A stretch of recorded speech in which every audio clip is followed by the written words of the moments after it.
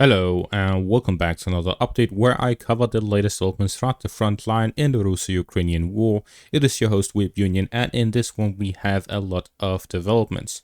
First off, there is geolocated footage confirming the Russian capture of northern Vovchansk, and it is reported that the Russians are now pressing the Ukrainian positions across the river line where they are trying to gain a foothold across. This is happening in multiple parts, but there's no reports of any Russian advances across the river line yet. There are reports of fighting, but no confirmation of any advances through the river line.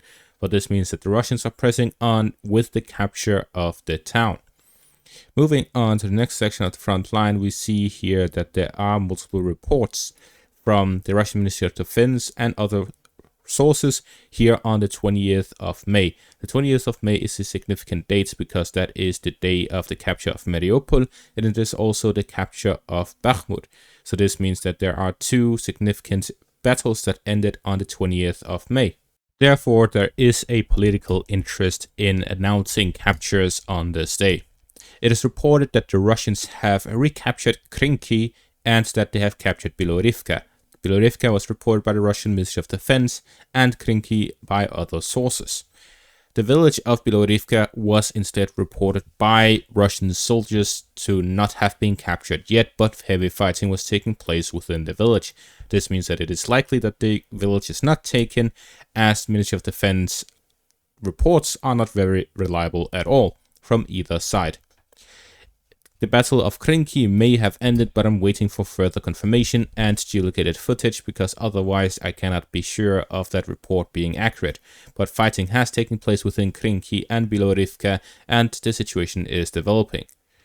In the direction of Robotyne, the Russians have advanced, and this has been geolocated to the northern outskirts of the village and the eastern parts, and this means that the Russians have now confirmed to have full control over Robotyne. The geolocated footage shows Russian soldiers on the eastern and northern outskirts of the village. It is likely that fighting still takes place here near the fortifications to the northern outskirts and eastern outskirts of the village, but the Russians now have firm control over the whole village of Robotyne. Moving further north, we see here in the direction of the village of Netailove, there's also this geolocated footage here, and this shows that the Russians also have full control over Netailove. With this, the Russians have captured both of the villages of Netailove and Robotyne in this day of the 20th of May. And with this, the Russians have confirmed to gain control over both of these areas. The control over Robotyne is extremely important for this section of the front line, as it now allows the Russians to flank the Ukrainian fortifications and positions east of the village. It also significantly complicates the Ukrainian supply to these areas. This means that it is likely that the Russians will capture this entire area north and northeast of Robotyne, and this will allow the Russians to negate all of the Ukrainian gains in the entirety of the summer offensive south of Orikhiv, north of Novoprokopivka. And with this, the Russians have made a significant success in this area, and this will hurt the Ukrainian morale because this just puts an end to the Ukrainian saga here in the southern front and removes any morale that the Ukrainians had in the area, that they would be able to break through the Russian defensive lines and have success in this section of the front line. Further north in the direction of Netailove, the capture of the town means that the Russians will now move on to Yasnoprudivka, the area here between the two lakes, and Umanske, where the Russians will end the battles there as well, before moving on in a northern direction and western direction from these positions.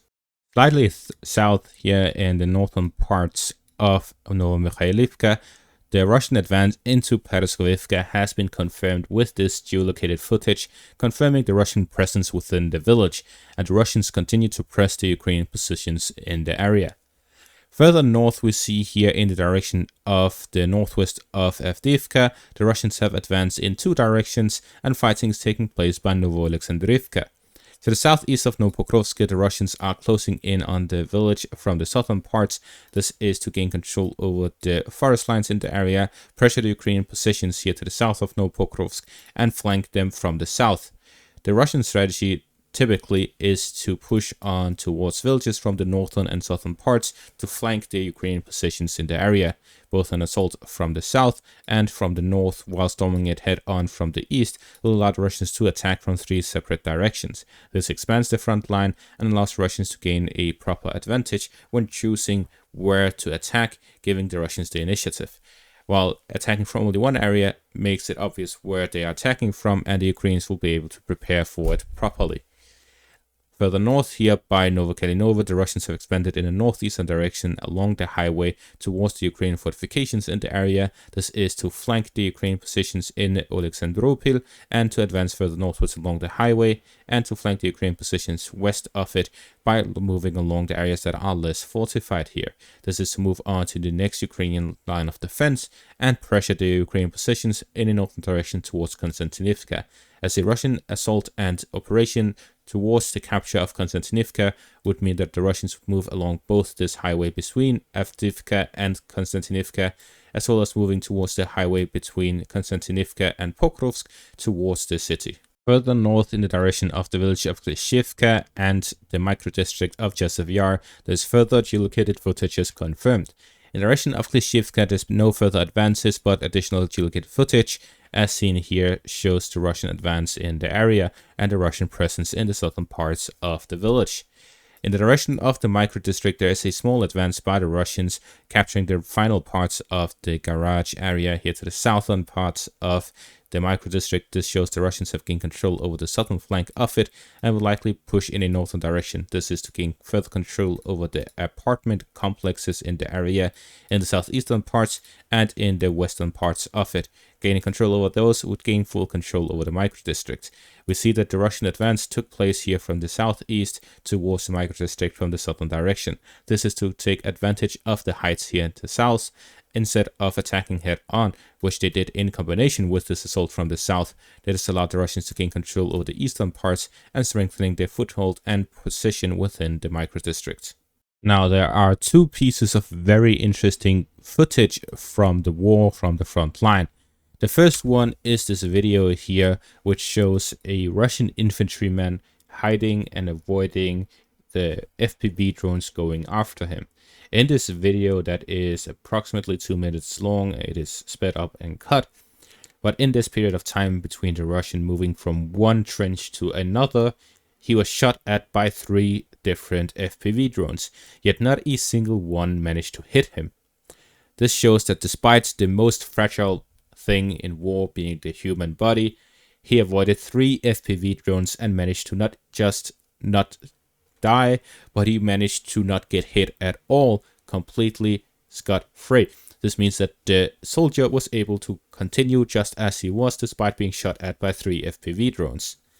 This introduces us to the entire topic of what is currently happening with the Ukrainian army.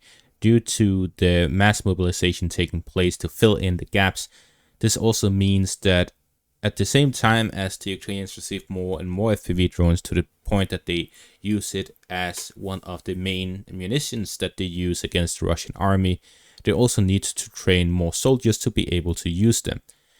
If the Ukrainians are losing men, and at the same time they're recruiting at a record pace to try and fill the gaps, meaning that they don't have enough time for the training, yet they have a lot of FPV drones to be used, this means that inexperienced men end up using these FPV drones.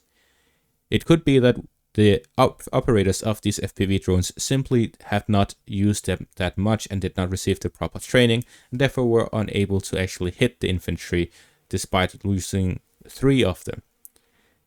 So we see that the effects of this mass mobilization has a negative effect on the quality of the Ukrainian soldiers fighting the war.